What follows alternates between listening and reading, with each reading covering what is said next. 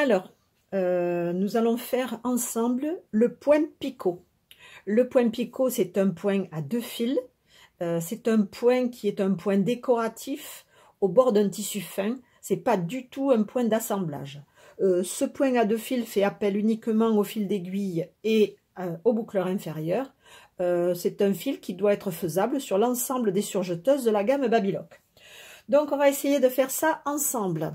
Depuis ce matin, la technique n'était pas avec moi. Je dois en être au moins à ma 10e vidéo ratée. Donc, on va essayer de faire en sorte que celle-ci soit réussie. Alors, qui dit enfilage à point à 2 fils, dit convertisseur. Le convertisseur, c'est ce petit crochet magique qui est là, qui neutralise le boucleur supérieur. Je le mets en place, ça fait un petit clic, et le crochet s'enfile dans le trou ici du boucleur supérieur. J'ai positionné mon aiguille en O2, c'est-à-dire l'aiguille de droite. Tant que je suis là, je vais régler la largeur de point. La largeur de point, je la mets au minimum, c'est-à-dire à 3.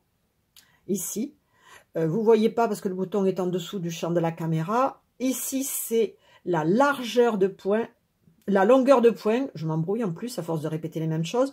La longueur de point, je le mets sur Rolled et je le mets à 3,5. Une fois que ça c'est fait, je garde le couteau actif, bien sûr. Une fois que ça c'est fait, je bascule également le sélecteur de points ici sur D, là. Maintenant, je vais faire l'enfilage des fils. Je relève mon pied de biche. C'est une erreur qui est souvent commise parce que les personnes oublient de relever le pied de biche. Et du coup, les fils ne passent pas bien entre les disques de tension. Et donc, l'enfilage n'est pas bon et le point n'est pas joli. Et voilà, il suffit juste de refaire l'enfilage en écartant bien les disques de tension et cela en relevant le pied de biche. J'utilise 2 fils de couleurs bien différentes pour que vous voyez bien. J'ai pris un fil rose pour le fil d'aiguille et un fil bleu qui est juste là, que vous voyez pas très bien mais qui est derrière, pour le fil, je vais peut-être relever un petit peu la caméra, pour le fil du boucleur. On va essayer de la relever un petit peu, là, voilà, vous voyez les fils. Ben oui, mais si vous voyez les fils, vous n'allez plus voir l'enfilage, donc on va rebaisser un petit peu. On fait des petits ajustements en direct. Voilà, donc mon fil d'aiguille, il est là. Je l'ai positionné sur le support bobine du boucleur inférieur. Et ça, c'est le fil du boucleur inférieur que j'ai positionné sur le support bobine du fil d'aiguille. Pourquoi j'ai changé? Tout simplement parce que sinon les fils se croisent et ce n'est pas bon du tout. Il reste juste de s'emmêler. Donc voilà mon fil d'aiguille. Mon fil d'aiguille, il est là. Et le fil d'aiguille, il passe en UL, c'est-à-dire dans les disques de tension du boucleur supérieur. Si j'ai bien dit du boucleur supérieur. Je ne l'ai pas passé en plus. On recommence. Il n'a pas entendu le clac. Tac, voilà. Donc il passe là. Et il va ensuite vers l'aiguille. D'accord? Donc nous allons vers l'aiguille. Je vais espérer que je vais arriver à enfiler parce que je suis vraiment très mal installée. Pour mettre la caméra bien en face, moi je suis complètement sur le côté et c'est pas du tout confortable parce qu'en plus je vois même pas le trou d'aiguille. Donc j'espère que je vais y arriver quand même. Donc nous allons réessayer. Deuxième essai. Hop là, voilà. Ce coup-ci était le bon. Voilà mon fil d'aiguille qui est positionné. Ensuite, nous allons positionner le fil du boucleur inférieur.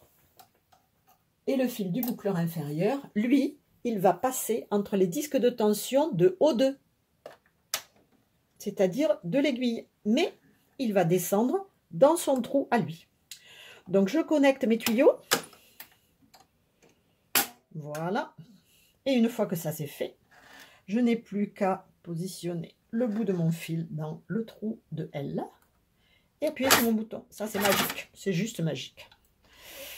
C'est juste magique. Hop, et voilà. Nous sommes enfilés. Je rebaisse mon pied de biche. Je ferme mes portes. Je me remets sur la couture.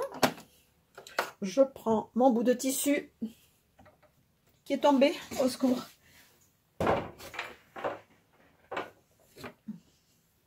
Bon, c'est pas moi qui suis tombée, c'était que le bout de tissu. Et je vais coudre.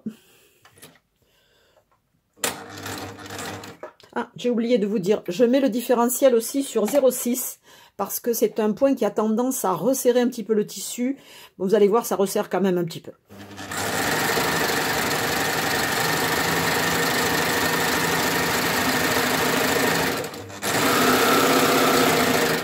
Voilà, voilà mon point de picot. Alors, j'espère que vous le voyez bien. Voilà, là on le voit très bien. Donc on voit bien le fil d'aiguille en fil rose et le fil bleu qui est juste au bord. Je vous montre le dos. Hop. Voilà, sur l'autre côté, on voit que c'est un petit peu, que le tissu est légèrement enroulé. Et là, on voit le fil du boucleur inférieur. Voilà le point de picot.